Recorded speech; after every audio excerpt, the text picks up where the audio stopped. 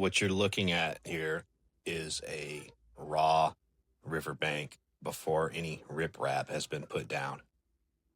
This is several hundred foot along the current river south of Van Buren, north of Doniphan, Missouri.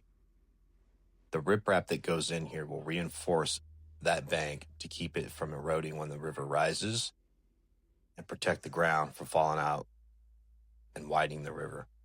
This riprap keeps the ground from washing away. Again, this is the before video of the property, clear down to this first cabin.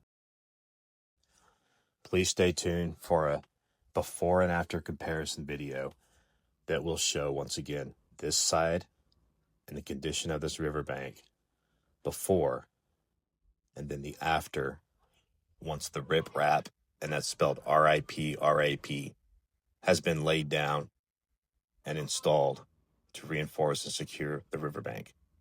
Thanks for watching, and as always, like, subscribe, and share as much as you like.